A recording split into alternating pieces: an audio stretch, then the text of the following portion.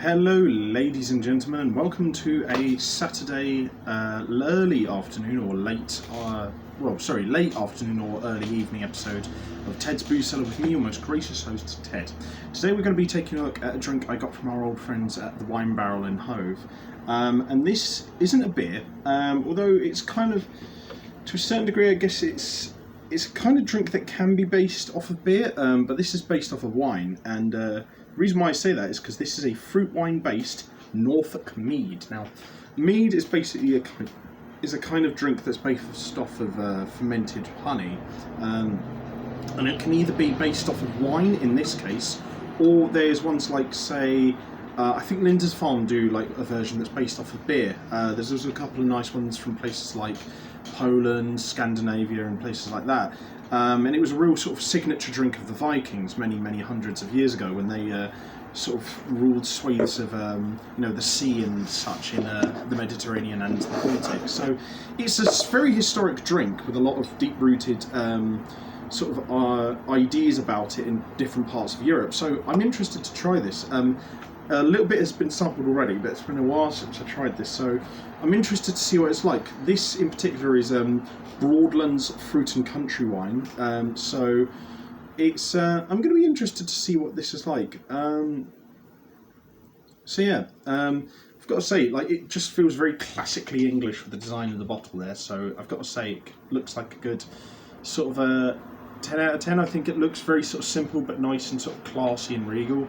You get a good impression of what you're in for, and yeah, it's handsome enough. So it was, I think, £8.99 from the Wine Barrel in Western Road in Hove, which I think for like this kind of size of drink for the ABV that is, because the ABV for this is, let me see, it's 12.5%, so it's about the average strength of a normal wine anyway, which I think is pretty reasonable considering the price. Anyway, let's have a quick sniff of it and see what our first impressions are like.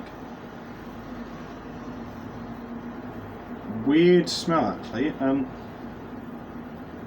Tiny bit of a weird varnishy after smell, which I'm not a big fan of, but the rest of the smell is nice. Like, there's this honeyish underlying smell with like this slightly fermented appley through line. It smells good, but it's just that weird after smell. It doesn't really fill me with I don't know, it's just a bit weird, but I don't know, it smells alright. It's a 7 out of 10 for the smell. It's just that weird after smell is just not sure. But anyway, we'll have ourselves a good palate cleanser of water,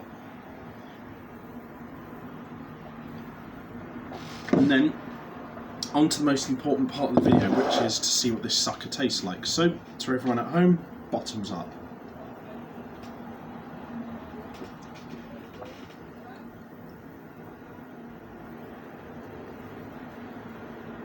Okay, the aftertaste isn't, definitely isn't varnishy. It's more floral, I think.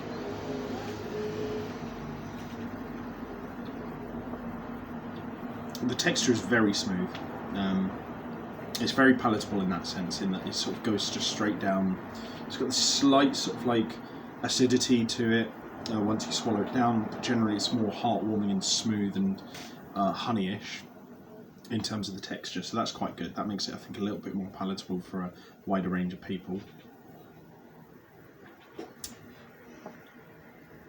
And there's almost like this, you'd think what with it being wine based, it'd be more like cherryish or floral, but there's also this weird sort of like appley, kind of almost peary through line that I think actually complements the honeyish undertones really nicely.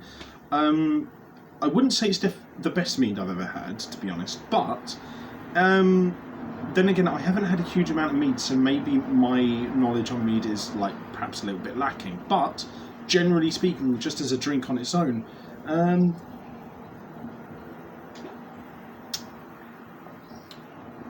give it a 7.5 out of 10. It's good, it's just not blowing me away, but yeah, I mean, if you like mead, this is probably a good one to start on. I'd say also another good one to start on is maybe Linda's Farm, but yeah, it's decent. It's just not blowing me away, but then again, I mean, most drinks are just pretty average anyway, but then again, I can definitely think of worse ratings than 7.5, so yeah, well done, Broadlands. You guys have done a good job here. I just tidy up the aftertaste, make it slightly less acidic, and sort of like accentuate the honey flavours a little bit more. But generally speaking, yeah, pretty good. So, if you guys like this video, leave a like, share and subscribe. If you have any suggestions for future episodes of Ted's Booze Cellar, let me know in the comment section down below. And if you want to check out anything I do online or on other platforms, I'll leave the links to all that in the video description down below. But until next time, have fun, stay safe with whatever you're doing, drink responsibly, know your limits. I'll see you guys at the bar next time on Ted's Booze Cellar. Goodbye for now.